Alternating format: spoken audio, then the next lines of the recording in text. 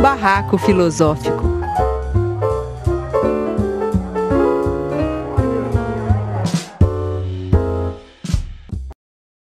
Hoje a gente vai ouvir a segunda parte do Barraco que nós abrimos com o Leandro Prior, que é um dos líderes do movimento dos policiais antifascismo. Vamos lá, Venâncio? Boa noite, Leandro. Meu nome é Venâncio.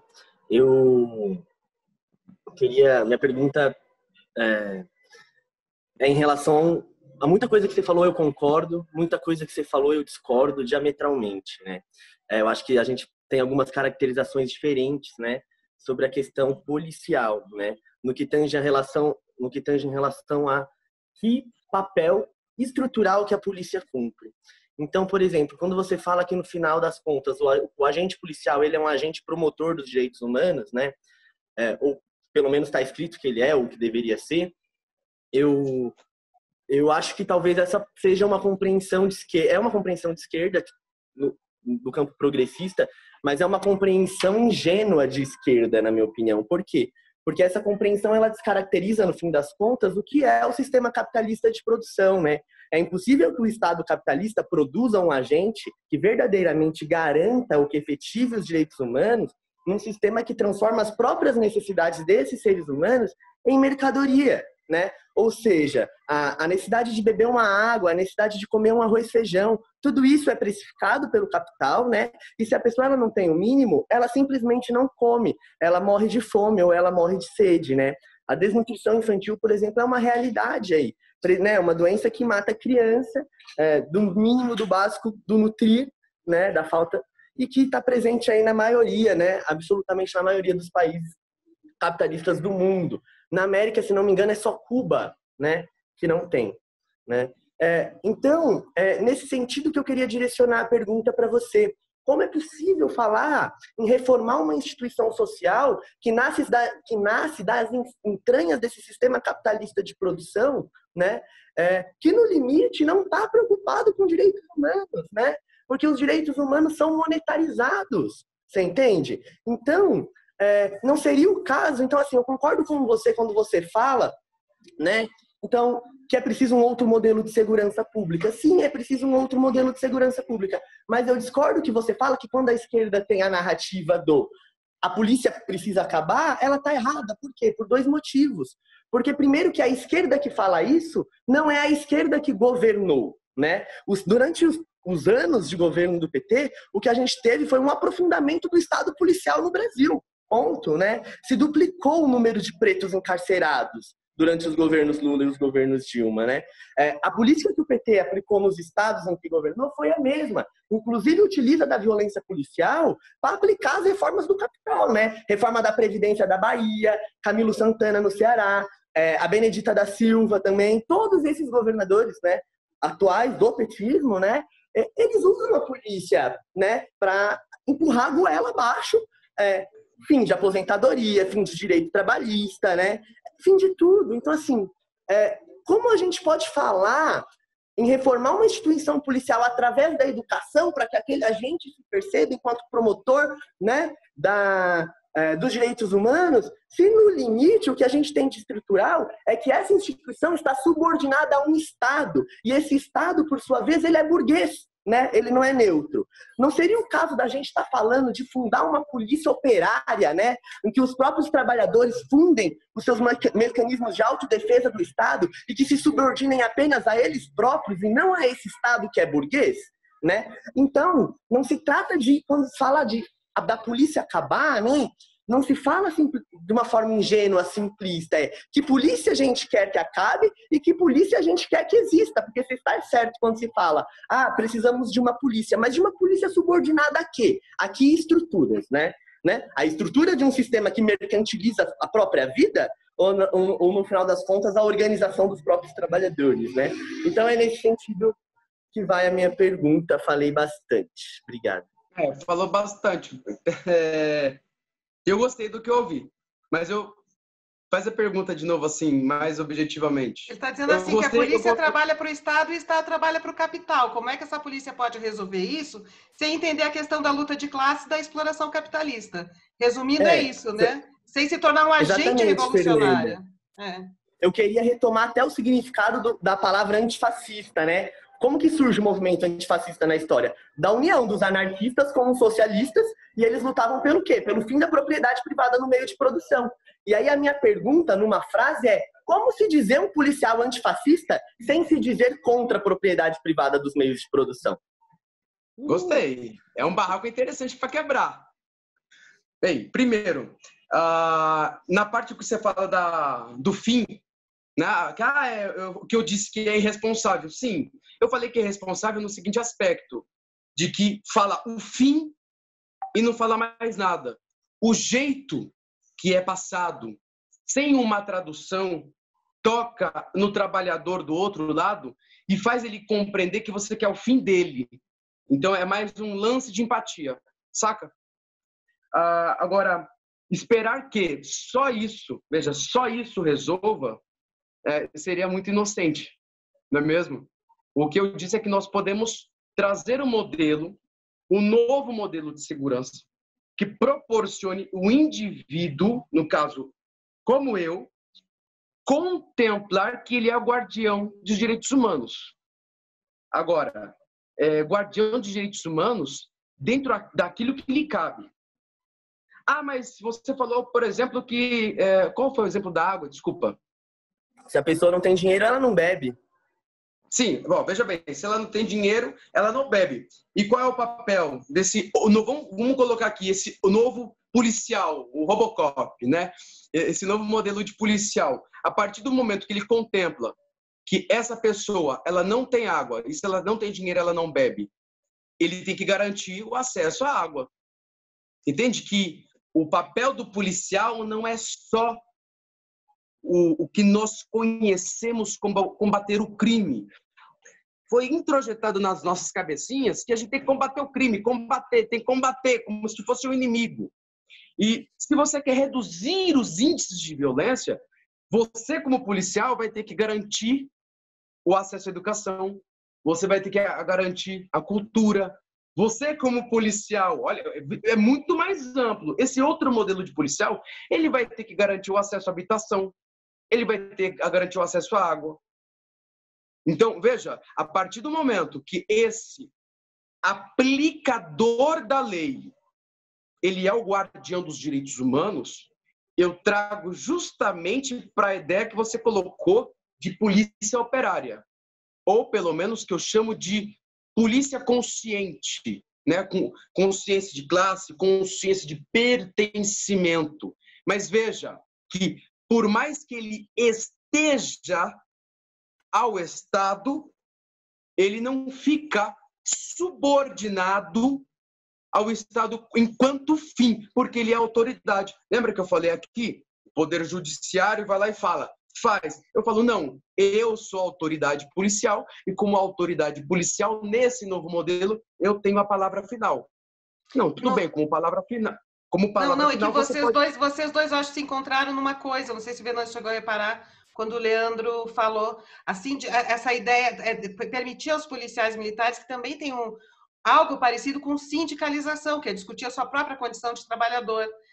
Então, seria uma unidade policial que não pertença ao Estado.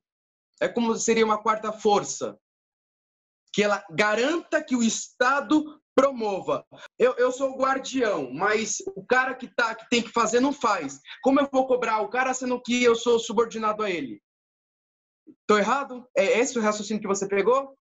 Porque não tem como eu fiscalizar e cobrar como guardião, sendo que eu sou subordinado àquele que não provém e não garante.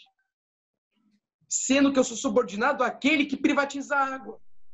Sendo subordinado àquele que não dá acesso à educação, que não dá acesso à cultura, que não dá acesso ao trabalho, que tem que colocar lá, sabe, que tira 5.000 famílias, eu não sei se foi 5.000, mas foi a maior remoção da história do país ou da América Latina, do Pinheirinhos e São José dos Campos.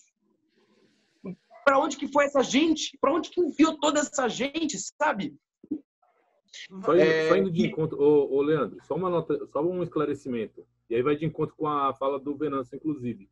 Quando você fala dessa quarta força, ingenuamente ou idealmente, você fala de uma questão relacionada com os direitos humanos, ok. Mas não é o mesmo discurso que o presidente tem usado para tentar legitimar as milícias? Não. Só para esclarecimento. Eu falo para ele que eu concordo, é isso, né? A polícia, ela não é uma instituição que tem que estar, não pode estar subordinada ao Estado. Por quê? Porque que é o Estado, né? Marx, ele fala que, por exemplo, o Estado moderno não, ele define dessa forma, né? O Estado moderno nada mais é do que o balcão de negócios da classe burguesa. Como assim balcão de negócios da classe burguesa, né? O Estado ele não existe num limbo, num mundo metafísico, metafórico, não. Ele fala, o Leandro fala sobre a necessidade de mudar a forma como os policiais percebem as coisas, né? Então, se perceber enquanto um promotor, né? Como alguém... e para isso, lógico, para se perceber dessa forma, é necessário que não esteja subordinado ao Estado. Mas não está subordinado ao Estado, primeiro pressupõe que os trabalhadores tenham conseguido fazer, então, uma força paralela ao Estado. E antes disso, a polícia subordinada ao Estado tende a criminalizar esses trabalhadores se auto-organizando, entendeu? O que eu estou querendo dizer é que me parece impossível reformar a polícia por dentro da polícia, né? Porque a polícia sempre vai ser subordinada ao Estado, né? A não ser que o Leandro esteja me falando que os policiais estejam organizando uma ruptura, né? E uma ruptura material, uma ruptura de falar assim, estamos tomando esse armamento, essas estruturas, esses computadores, e agora não respondemos mais ao Estado burguês, respondemos o movimento dos trabalhadores organizados. É isso. E aí entra a questão da Cris, o que isso diferencia da milícia? Então, o que isso diferencia da milícia? É a pergunta do Cris. Maravilha. Então, a questão é a diferença, né, desse novo Estado, não, dessa outra força. Vamos colocar aqui como uma ruptura, não vejo como uma ruptura, né? Porque uma ruptura é dentro dessas engrenagens, você desobedecer às engrenagens. Outra coisa é você propor um outro modelo e aprovar esse outro modelo. É muito difícil, porque a segurança pública ela está ligada diretamente à Constituição. Então, tá tendo uma tentativa meu Deus do céu, onde que é? Não é Maranhão, é Rio Grande do Norte, de desmilitarizar a polícia. Não vai conseguir. O lance é o seguinte, nós do Movimento Policiais Antifascismo, nós estamos unidos em torno de pautas políticas para propor. A gente aqui não vai sair de modo aventureiro. Vamos romper, vamos pegar em armas, vamos fazer uma revolução. Não, existem várias formas de fazer uma revolução e nós não temos o intento de fazer a força ou golpear ninguém. Então, assim, é um processo demorado, é um processo desgastante, principalmente no nosso país, que hoje ele retrocedeu décadas em meses, porque demanda conscientização, depois de conscientização, sensibilização, mobilização. Isso demanda você ter um congresso que viabilize isso, porque está na Constituição. Tem que ter 2/3, ou se não me engano são 4/5, em 2 votações para conseguir mudar isso. Então, veja bem, pegar, propor constitucionalmente um modelo que permita que o policial, de fato, ele não só se veja, mas ele, de fato, seja promotor e garantidor. Não é fácil. A gente, num primeiro instante, a gente pode dividir por fases, que é avançar de forma homeopática, em doses, né? Dá uma melhoradinha, melhorou, e a gente vai avançando e lá na frente propõe um outro modelo. Porque não dá para propor um novo modelo assim, do nada.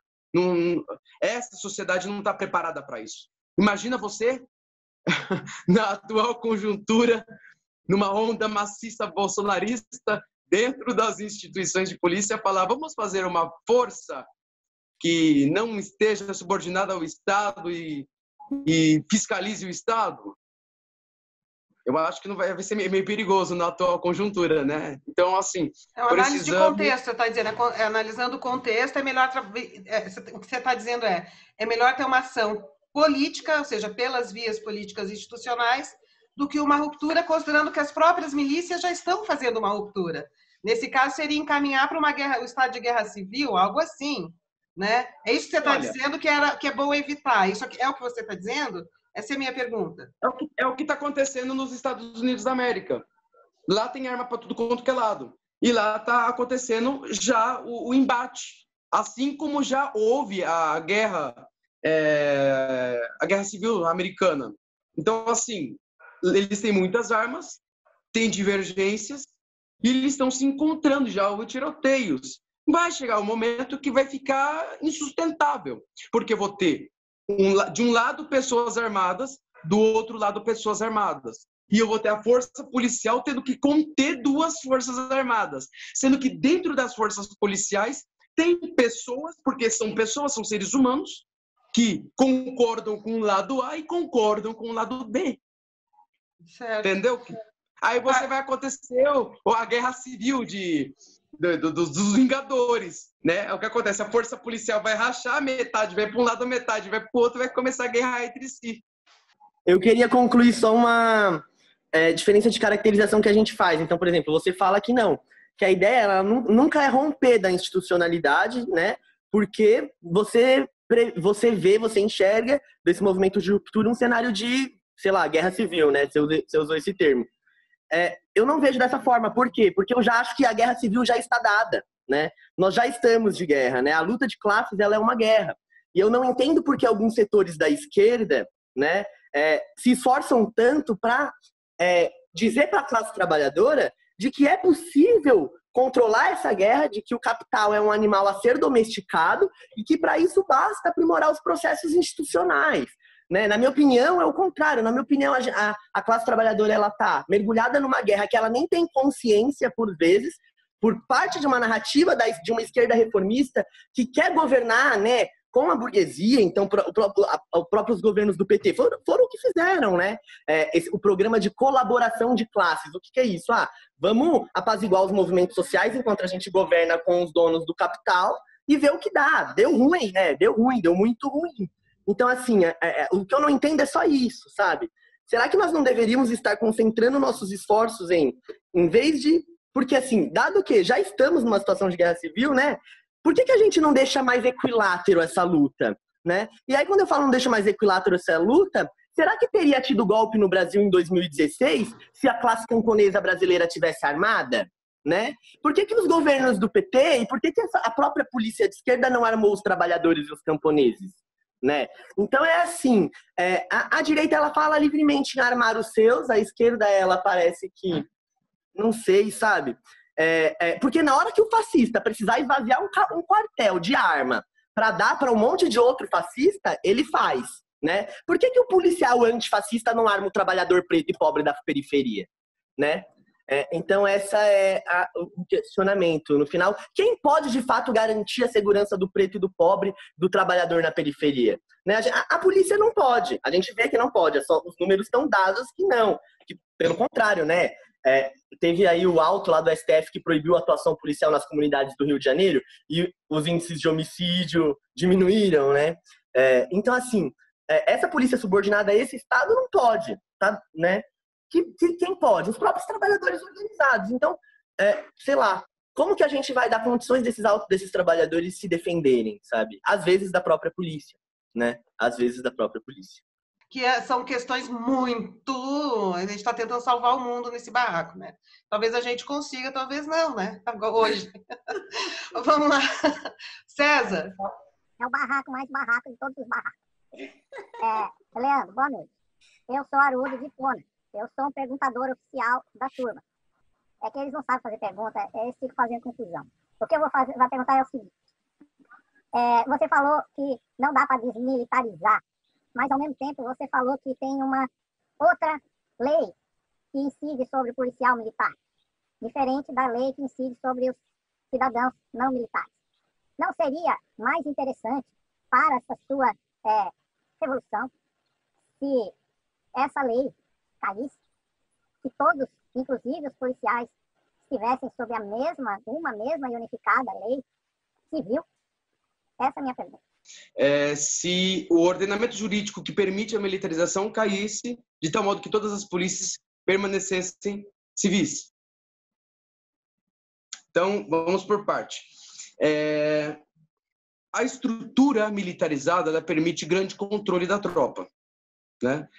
A partir do momento que você desmilitariza muito abruptamente, assim, desmilitarizou, ok. Todo mundo pode fazer greve. Todo mundo pode fazer greve. Perfeito. Tá todo mundo armado. Tá bom. A maioria é bolsominion. Não tem consciência de classe, não tem consciência dos seus deveres e mesmo sob controle proporciona o genocídio da juventude preta periférica. Então, assim, quando eu falo que nós temos que desmilitarizar, e nós temos, só desmilitarizar por si só não resolve, pode piorar. Então, a questão não é se desmilitariza ou não, é como. Se nós desmilitarizarmos, ponto, acabou, toda a estrutura que controla e não permite greve, agora vai permitir, você vai ter um bando de gente anticientífica e armada. Como é que você vai controlar essas pessoas? Entende? Que como é difícil, não é fácil. Por isso que eu falo que se trata de reformar essas pessoas num processo de educação com resignação. Proporcionar por uma ponte, criar essa ponte, fazer essa pessoa enxergar o mundo com outros olhos, né? Que ela ali está ali para promover direitos humanos, garantir direitos humanos, pelo menos aquilo que lhe for competente, estiver ao alcance dela, pelo menos tratar o próximo com dignidade e não ser um justiceiro, entende? Que não cabe ali ela decidir entre a vida e a morte, pelo menos nesse aspecto e sentido. E depois de passar desse passo da educação e conscientização, lá na frente, desmilitarizar para que esses trabalhadores se sintam trabalhadores, né? Que eles consigam ter empatia suficiente com as outras classes, porque eles são trabalhadores, vão conseguir se organizar, fazer greves, lutar pelos seus direitos, né? Ter essa sensação de pertencimento. Bom, você já é meu candidato a ministro da Justiça, pelo seu discurso, e que você não vai tirar desabrigados, famílias das ocupações, das invasões, né? Gente, ocupações. Porque eu, enquanto autoridade policial, contemplaria a necessidade de desabitar uma propriedade porque ela pertence a outra pessoa, sendo que constitucionalmente ela não cumpriu a sua razão social, a sua função social. E considerando ainda que aquela família não tem para onde ir, se ela tivesse, ela não teria invadido. Alguém aqui já teve a oportunidade de entrar no ambiente invadido no centro de São Paulo e dormir aqui dentro, aqui nessa Cris sala? É do movimento de moradia. Morei 6 anos numa ocupação na Santa Cecília. Por favor, se eu estiver mentindo, dê um tapa na minha cara aqui na frente, ao vivo de todo mundo. Alguém tem prazer em morar assim? Eu quero, é o sonho da minha vida. Ou a pessoa ela está lá porque ela precisa, porque não tem outro jeito? Eu acho que a resposta ela é dúbia aí para você, porque as pessoas que vão morar, realmente, elas vão pela necessidade. Prioritariamente pela necessidade. Mas elas encontram prazer porque, às vezes, estar lá é melhor do que estar debaixo do mundo adulto. Não, e o prazer político, né? O prazer de exercer a força política. Prazer, elas encontram. Mas ninguém fala, eu vou porque é o sonho da minha vida. Porque existe a busca pela dignidade. A pessoa, ela não quer ficar debaixo de um viaduto e fala, eu vou para lá porque lá é mais digno. Primeiro que invasão é crime, né? A gente do movimento reconhece isso como ocupação. Porque ocupação é legal. Eu tenho um termo errado, desculpa. É isso. Então tá, gente, olha, eu quero agradecer demais ao Leandro por ter vindo a mais esse barraco tão intenso. Foi um dos barracos mais intensos que a gente armou, né? Desde que a gente tem o programa na Rádio Madalena, desde que a gente começou esse projeto do canal Filosofia em Movimento. Então, eu quero agradecer também a participação dos barraqueiros presentes, eu vou dizer o nome de todos, a Paula Feper, o César Silva, Ana Bueno, Luísa Simões, Cris Oliveira, Marina Souza, Maria de Lácio, Natan Bastos e Venâncio Fávero. E eu, Fernanda Carlos Borges. Leandro, muitíssimo obrigada. A gente quer armar mais barracos com você, porque a melhor coisa que pode haver é armar barraco filosófico com quem consegue segurar uma onda de um barraco bem armado, né? Isso é necessário para fazer política. Muito obrigada, então, a todos. Peraí, calma, peraí. Eu só quero falar uma coisinha. Antes de sair, eu quero agradecer a todos, todas e todos aqui presentes. Vocês são maravilhosos. Eu contemplo a diversidade de ideias, de contrapontos. Eu gosto de estar errado, apesar de que muita gente adora massagear o seu próprio ego e goza com a possibilidade de estar certo. Eu gosto de descobrir que eu estou errado, porque aí eu saio da minha zona de conforto e consigo contemplar uma outra verdade, né? Então, assim, ao passo de que é bom sempre você ser convicto das suas verdades, é bom também descobrir que você estava errado em tempo, para você não viver eternamente numa mentira. Obrigado pela oportunidade. Vamos ter uma outra oportunidade, tá? Desse mix de pessoas. Não se sintam jamais milindradas ou milindrados de fazer qualquer tipo de pergunta ou observação, tá bom? Aquilo que eu não puder responder por questões profissionais, eu vou me isentar e ficar no direito de silêncio. E aquilo que eu puder quebrar o barraco e botar fogo, com certeza vai ser babado, dedo no cu e muita gritaria. Gente, muito obrigada, Leandro. Muito obrigada. Obrigada, gente. Vou fechar. Valeu, Leandro. Obrigada a todos. Beijos. Valeu, tchau. Valeu.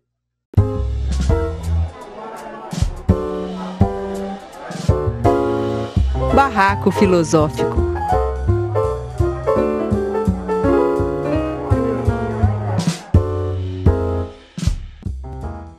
O Barraco Filosófico é um projeto do Grupo de Filosofia em Movimento. O grupo se prepara estudando conceitos e temas da área de filosofia e ciências humanas ao longo de muitos meses e depois vai para a rua se disponibilizar para conversas a partir de questões reais trazidas pelo público que senta para conversar com a gente.